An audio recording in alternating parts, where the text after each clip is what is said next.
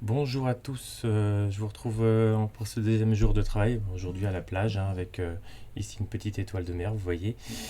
On commence dans la bonne humeur, j'espère que tout le monde va bien. Je vous montre le travail, c'est parti. Donc, nous avons, comme d'habitude, nous commençons par la dictée de semaine 1.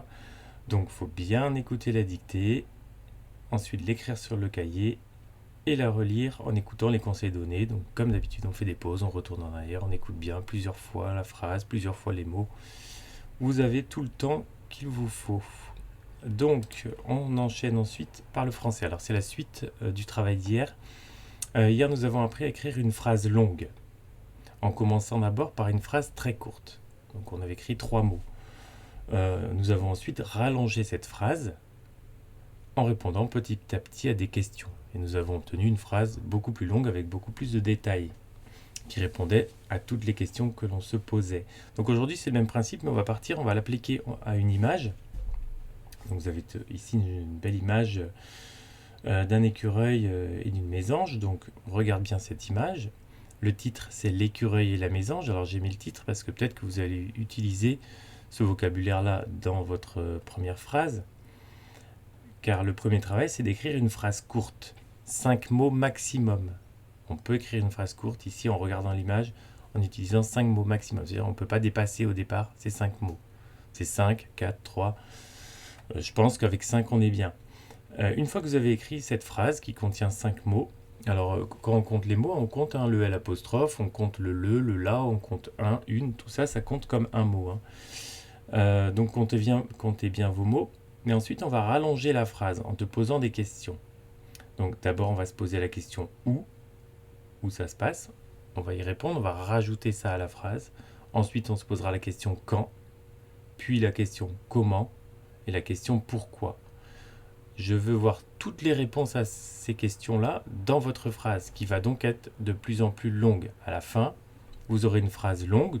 L'objectif ici, c'est d'écrire une phrase longue sans erreur. Donc il faudra la relire, voir si vous avez bien conjugué, voir si vous n'avez pas oublié des S s'il faut des S, des X s'il faut des X. Et surtout, comment on essaye d'éviter les erreurs dans les mots, par exemple.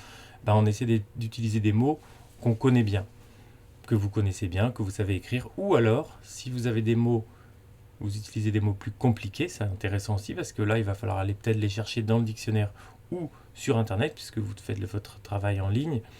Vous cherchez le mot sur Internet, vous essayez de savoir comment l'écrire, ça vous apprendra à l'écrire petit à petit, à savoir l'écrire par cœur. Voilà, donc premier exercice de français. Ensuite, chez l'exercice pour Cyril, donc Cyril, tu as une liste de mots que tu commences à bien connaître maintenant, et tu dois aujourd'hui copier en écoutant bien les consignes. Donc je vais te lire les consignes une par une. Première consigne, recopie. Donc tu dois le recopier, l'écrire en le regardant sur l'écran, puis en le recopiant sur ton cahier. Tu vas recopier le mot qui est juste avant le mot mais. Donc il faut bien regarder ce mot-là, le mot mais, M-A-I-S, que tu vas trouver dans cette liste. Et tu vas recopier le mot qui se trouve juste avant. Avant. D'accord? L'étiquette qui est juste avant. Consigne numéro 2, recopie le mot qui est juste après, cette fois après, le mot jardin. J-A-R-D-I-N.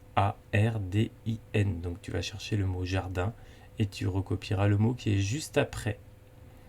Consigne numéro 3, recopie le mot qui est juste avant le mot vache. V-A-C-H-E. Donc le mot qui est juste avant. Ensuite, tu recopies le mot qui est juste après le mot salade. S-A-L-A-D-E. Le mot qui est juste après. Et ensuite, quand tu as terminé de copier ces 4 mots, tu essaieras de les lire, de lire les mots que tu as écrits. D'accord? Donc toujours par son, par syllabe, en prenant bien ton temps, en n'inventant pas le début ou la fin. Voilà pour ton exercice de français. On passe pour l'exercice de mathématiques. Donc les grands nombres, c'est la suite de l'exercice d'hier. Donc les Z sont les fiches numéro 1 et numéro 2 qui s'appellent numération 1 et numération 2 sur le blog. J'aurais changé de nom, j'ai essayé de mieux classer un peu. Donc on a ici sur le blog ces fiches outils. Donc en rose, on a la conjugaison, en orange, on a le calcul, et en numération, là j'ai changé la couleur, on a numération 1, numération 2, vous avez la fiche 1 ici, et la fiche 2 ici, donc qui vous aide à écrire les nombres. Alors attention, il y a le mot 100, le mot 1000, il faudra peut-être trouver le mot million. Donc ça sera à vous d'y penser, il n'est pas dans la fiche. Donc pour faire cet exercice, je mets qu'il faudra d'abord bien séparer les familles. Bah oui, ici, mince, j'ai oublié de séparer les familles.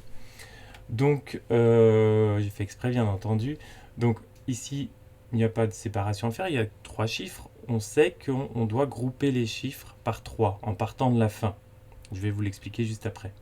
Donc ici, on a 4 chiffres, ici on a 6 chiffres, ici on en a 7 et ici on en a 9. Donc comment est-ce qu'on fait?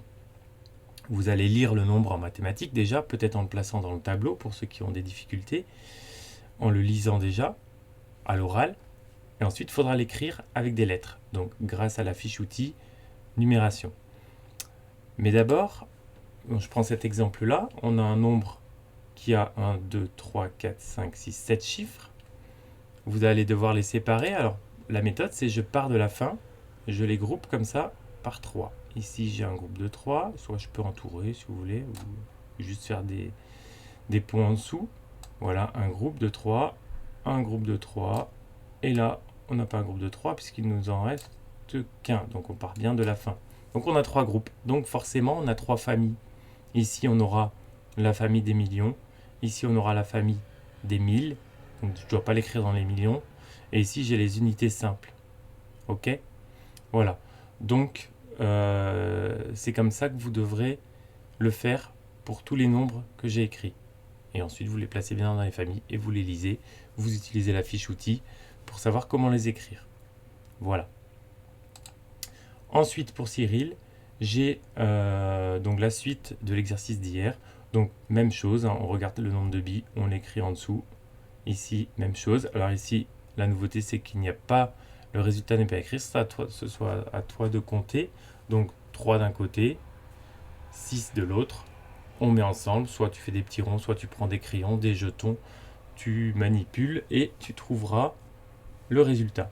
Voilà, c'est la même chose pour chaque exercice. Parfois, le résultat manque, parfois c'est un des termes ici qui manque. Il faudra trouver combien il manque. Ça introduit pour plus tard la soustraction aussi, hein, les moins. Donc ici, pareil, on a le résultat, on a un des termes et il manque le premier terme. Donc à toi de retrouver ce qu'il manque. Pareil en manipulant. Voilà, vous avez toutes les infos. Je vous souhaite une bonne journée. Moi, je retourne à la plage. À bientôt.